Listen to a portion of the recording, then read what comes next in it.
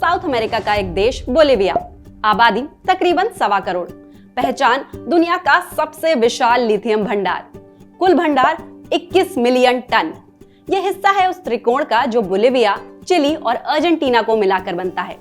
Lithium भंडार का एक ऐसा ट्रायंगल जिससे दुनिया रश्क करती है, क्योंकि तेल के कुओं वाली इकोनॉमी बहुत चली और चल रही है, लेकिन अब एंट्री हो चुकी है लिथियम और इलेक्ट्रिक व्हीकल की। लिथियम वाली पिक्चर को थोड़ा जूम आउट करके इस धरती को घुमाते हैं और कहीं और जूम करते हैं, थोड़ा और, हाँ बस इतना। इस पिक्चर में देर से सही लेकिन हीरो वाली एंट्री मारी है भारत ने। जम्मू कश्मीर में भारत को इस व्हाइट गोल्ड का खजाना मिला है, वो भी पूरे 5.9 मिलियन टन। और इसी के साथ भारत शामिल हो चुका है उस कतार में जहां कुछ ही देशों को जगह मिली है। अब बड़ा सवाल, इसके मायने क्या है और इससे हमें हासिल क्या होगा? क्या अभी से इतरा सकते हैं या थोड़ा इंतजार करना चाहिए? चलिए हीरो की कहानी को थोड़ा और आगे बढ़ाते हैं। जब से स्मार्टफोन हाथ में आए हैं, हम मोबाइल बैटरी देख ही नहीं पाते। कोई बात नहीं, पुराने डम फोन की बैटरी दिखाते हैं। क्या लिखा नजर आया? Lithium ion. अब इस लैपटॉप की बैटरी देखिए, क्या लिखा है? फिर वही लिथियम आयन। और अब सामने है इलेक्ट्रिक व्हीकल क्रांति, जो सड़कों पर पेट्रोल डीजल के दम पर फर्राटा भरने वाली गाड़ियों की जगह बैटरी वाली गाड़ियों का सपना देख रही है।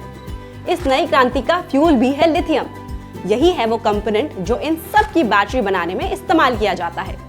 देश की कई कंपनियां आज इलेक्ट्रिक स्कूटर और कार बना रही हैं। देश में मोबाइल मैन्युफैक्चरिंग यूनिट्स की भी कमी नहीं है, लेकिन इन सब में जो बैटरी लगती है उसके लिए लिथियम कहां से आता है? फिलहाल हम अपनी जरूरत का लिथियम ऑस्ट्रेलिया और अर्जेंटीना से इंपोर्ट करते हैं। ऑस्ट्रेलिया से ही क्यों? क्योंकि बड़े रिजर्व होना एक बात है और टेक्नोलॉजी के दम पर उसका प्रोडक्शन दूसरी। ऑस्ट्रेलिया वो देश है जो लिथियम के प्रोडक्शन में सबसे आगे है। 2021 में ऑस्ट्रेलिया ने करीब 55,000 मीट्रिक टन लिथियम का प्रोडक्शन किया। इसके अलावा सेल इंपोर्ट होता है चीन और हांगकांग से। जियोलॉजिकल सर्वे ऑफ इंडिया ने जब जम्मू कश्मीर के रियासी इलाके में लिथियम की खोज का ऐलान किया तो स्वदेशी ऊर्जा, आत्मनिर्भर भारत की ऊर्जा वाली क्रांति में नई जान आ गई। ये इसलिए भी अहम है कि बात सिर्फ कमर्शियल जरूरतों की नहीं है, बात सिर्फ इलेक्ट्रिक व्हीकल की रफ्तार को हवा देने की भी नहीं है, बात है सस्टेनेबल एनर्जी की, उस वादे की जो देश ने कार्बन एमिशन को लेकर 2030 के लिए खुद से किया है। तो क्या हम इस खोज पर इतरा सकते हैं या अभी जल्दबाजी होगी? इसे समझने के लिए 3 शब्द समझने होंगे: इन्फर्ड, इंडिकेटेड और मेजर्ड।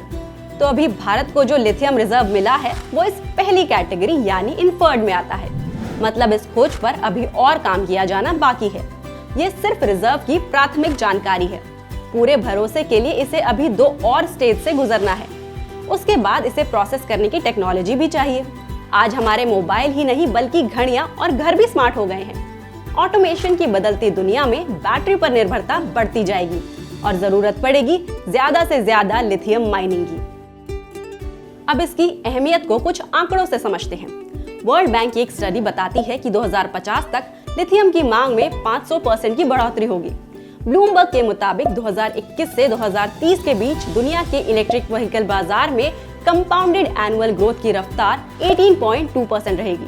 लेकिन वही मॉडर्न इंटेलिजेंस की रिपोर्ट कहती है कि भारत में ये ग्रोथ करीब 24% होगी। आंकड़े सबूत है कि आने वाले वक्त में जम्मू कश्मीर का ये लिथियम रिजर्व दुनिया के मिनरल मैप पर भारत की धमक को कई गुना मजबूत कर सकता है। थी ना ये दिलचस्प जानकारी? तो इस वीडियो को लाइक और शेयर करना बिल्कुल ना भूलें और आपके काम की ऐसी ही और खबरों के लिए BQ प्राइम हिंदी को सब्सक्राइब करें।